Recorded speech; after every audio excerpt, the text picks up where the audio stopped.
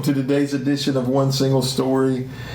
It is August the 21st, day 233. We are in Jeremiah 43 today, and I might as well just read at the beginning of the chapter and we'll start talking. When Jeremiah had finished giving this message from the Lord their God to all the people, Azariah, son of Hashaiah, and Jehohanan, son of Kareah, and all the other proud men said to Jeremiah, "You lie. The Lord your God hasn't forbidden us to go to Egypt. Baruch, son of Neriah, has convinced you to say this because he wants us to stay here and be killed by the Babylonians or carried off into exile." So Johanan, the other military leaders, and all the people refused to obey the Lord's command to stay in Judah. Johanan and the other leaders took with them all the people who had returned from nearby countries to which they had fled. In the crowd were men, women, and children, the king's daughters, and all those whom Nebuzaradan, the captain of the guard, had left with Gedaliah. The prophet Jeremiah and Baruch were also included. The people refused to obey the voice of the Lord and went to Egypt, going as far as the city of Tahpanhes. So Jeremiah is telling them the truth. They're refusing to accept it. It appears to be pride. They believe they're right and he's wrong. How does pride keep us from accepting the truth? Why is it such a blocker to truth in our life?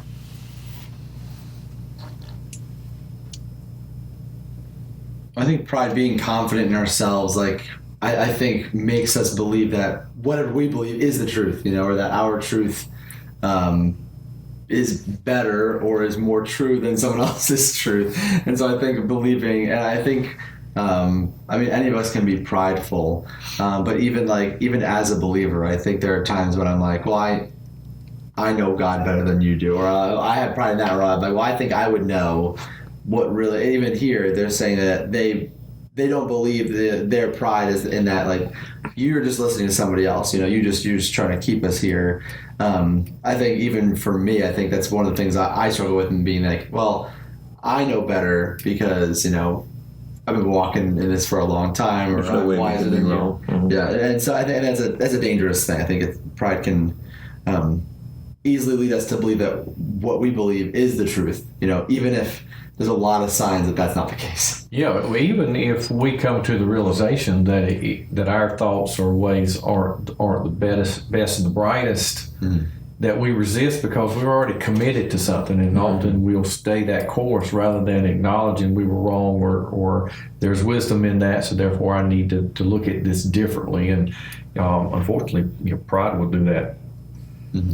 Yeah, so what lies do we tell ourselves to convince ourselves we're right? What are some of the things we say? You mentioned one, maybe Zach, that I've been doing this for so long. Obviously, I'm right. What are some other lies we tell ourselves to convince ourselves we're right?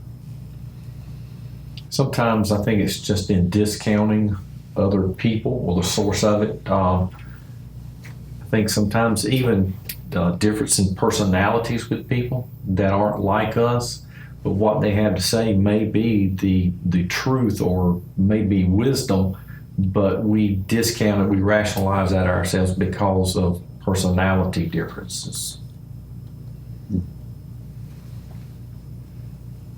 Yeah, I'm trying to think of other things. I feel like we could tell ourselves that, we have more of an education than them, that, I've done this before, or even if we've seen something work out a certain way before, we think, we can rely on that, and that, this happened last time, so it's going to happen again. And that's not always the case. Things change, and I think it's so many times because we're relying on ourselves and with pride. We rely on ourselves and believe in ourselves. We don't surround ourselves with wise counsel or look to those who may know more about what we're going through, or even those who have the facts, and just insert our own facts into there, what we believe are the facts. and all those things can be dangerous. Yeah, I think two of the lies we tell us is we overestimate our ability. We think whatever it is, we're smarter, faster, wiser, better, and we underestimate the consequences. It's not going to be that bad. The reason it was that bad for them is because they were stupid and I'm not. I see the dangers. And I think we tell ourselves a lot of lies to try to convince ourselves that it's okay. And so immediately, he gives them this message, and they say no. Azariah, it says no. And it says in verse 4, all the people refused to obey the Lord's command and stay in Judah. What would have happened if they had stayed just a little while? Why is it difficult to wait instead of taking action? Why couldn't they? Because that's what you have to go back and read. He's telling them to stay here. Why is it so difficult to wait instead of taking action? Oftentimes an overreaction causes us to move too quickly. Anytime there's contention, confrontation, difference of opinion, as it was in this story, I think we're determined not only to do what we want to do, but it's kind of like an emphasis, and I'm going to do it right now, I'm going to show you.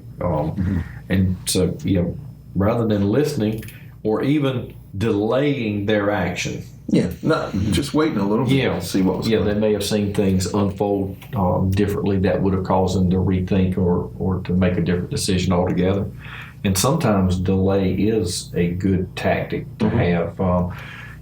People who are making purchases on things, one of the best things I could recommend to them is just back away from the purchase. Just wait a day or two or a week. And then if you feel the same way about it as passionately and strongly a week after the fact, but oftentimes you won't feel the same way the next day or the next week about it because circumstances have changed in between that little bit of time, and therefore you make a different decision. Yeah, that's specific. A scenario I can think of is recently I went with the students to Busch Gardens. We got in this line, and we're on the line for maybe 10 minutes, right? We're in the middle of the line, and I'm like, there's got to be 10 minutes left. And the students are getting antsy. They're not patient. They're like, we should just go to another line. There's other rides that we probably have an even shorter line. We go on 2 rides at a time that we could continue on this line. I'm like, we've only been here 10 minutes. Like, I promise you, it's worth the wait. But we get antsy. We kind of, we're fear of missing out, or in this scenario, the fear of if we stay here, something bad's going to happen. Even though they're being told by God, or by God through Jeremiah, this, they start to weigh their own options and think that, like we were talking about with pride, that their option is the best option or the right option, even over God's, because they don't have they can't see the bigger picture. They don't know the consequences that could come. Yeah, so I think you talk about purchases. It's hard to wait because we see it. We can see it. We can picture ourselves. We just drove it. The car, and we'll jump right into it. I tell people all the time, you should at least sleep on it. Yeah, at least sleep on it, and then see what happens. Well, it goes on down verses 10. It says, "Then say to the people of Judah, this is what the Lord of heaven's armies, the God of Israel, says. I will certainly bring my servant Nebuchadnezzar, king of Babylon, here to Egypt. I will set his throne over these stones that I have hidden. He will spread his royal canopy over them. And when he comes, he will destroy the land of Egypt. He will bring death to those destined for death, captivity to those destined for captivity, and war to those destined for war. He will set fire to the temples of Egypt's gods. He will burn the temples and carry the idols away as plunder. He will pick clean the land of Egypt as a shepherd picks fleas from his cloak." That's quite an imagery there. "And he himself will leave unharmed. He will break down the sacred pillar standing in the temple of the sun in Egypt. He will burn down the temples of Egypt's gods." But it says in verse 10 specifically, "I will certainly bring my servant Nebuchadnezzar, king of Babylon." We typically don't think about Nebuchadnezzar as a servant of the Lord, do we? I mean, it's not. I don't think is that first on y'all's list when I say Nebuchadnezzar. Okay, No. I just want to make sure. Typically, it's not. But here he clearly says he's my servant. What causes us to exclude some people from our view that they can be used of God because of previous experience or previous actions? I don't know. When I read that, it just my servant Nebuchadnezzar, like I just think of him throwing people in the fire, and they wouldn't. The 3 Hebrew boys wouldn't bow, and so he's throwing them in the fire. And Daniel in the lion's den, right? Same. Yeah. It doesn't say he wasn't wicked or evil, but he was God's servant, in that God was going to use him to bring about his plan and his purpose. And back to your question, I think we discount people oftentimes because of whether it be their position, their nationality, prior experience, reputation, and the list can go on and on and on. That and it's pretty sad when you think about it to realize that the person we least likely around us think that God can use may be the very person that holds the key and the answer to what we need or looking for in our life at that moment. Yeah. Well, even in Nebuchadnezzar's situation, I don't know if he's willingly or knowingly serving God. He's just a king. From what he can tell, he's doing his own thing. He's making his own way, building his kingdom, and God can use us even when we're unknowingly. I mean, I think one of the beautiful things about the Christian walk is that we get to serve God and we can serve his purposes and walk in that and try to do more in that. But even those who aren't Christian, God can still use anybody. And sometimes that can be, for us, we can think of it as a good thing. Like, wow, God uses anybody. It gives everyone purpose, all life purpose, not just Christians are the only ones with purpose in life. However, too, it can be upsetting because we're thinking, God is using these people in ways that I wouldn't use these people, but God's ways are higher and mightier than ours. For sure. Well, I think.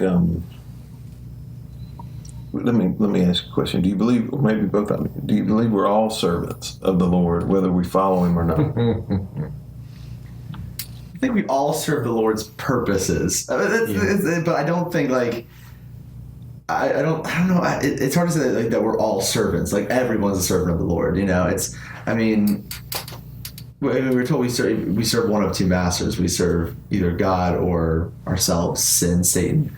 But we can all serve his purposes, but I don't know if I'd call us all servants. Then again, though, Nebuchadnezzar, I wouldn't have ever called him a servant. And then reading this passage too, I went back. I read the verse and I was like, wait, did I read that wrong? And Well, as Christians, I think we tend, in the context, we're a servant of God, that we're willfully, joyfully submitting and surrendering ourselves to him. And I think we tend to look at it only in that context. Whereas a servant, you could replace that word. It's interchangeable with slave, forced labor. So in the context, anybody can be a servant of God in the sense, as you said, to carry out his plan and purpose. Some willfully, some unwillfully. Yeah, and I think the limitations we have as human beings we want to understand everything in human terms, and we don't always get to do that. Well, it goes on to say that, and in recent days we've talked about this, so I don't want to spend a lot of time, but this is how we're going to close. But he uses Nebuchadnezzar to destroy the idols of Egypt, that would have been historically an enemy of the people of Israel. What are some of the ways God uses our enemies to teach us lessons?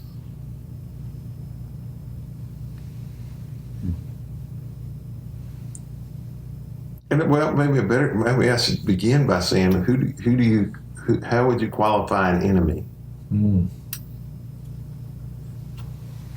That's a really good question. I love people. It's really hard for me there's very few people that I dislike, even people who hate me. Like, I try so hard to get them to like me. I'm like, I know they like me deep down. They don't. They don't. You know, it's like I might try really hard, and that's like one of my things that ticks those people off even more. Where I try to get them to like me, but that's the thing is like you could say the enemy is like people who have like faiths that directly go against our faith. You know, who kill Christians or things like that, but. Anybody can. I mean, I do genuinely like anybody can come to Christ. You know, it's, I think like even looking at it like that, like oh, like there's still opportunity there, even though they might be seem really far gone, really bad. So it's hard. It's hard to say that anybody is really our enemy. I don't know though. I don't know what you guys might have a different opinion. I think we tend. I tend to try not to categorize necessarily people as enemies in general, but I do.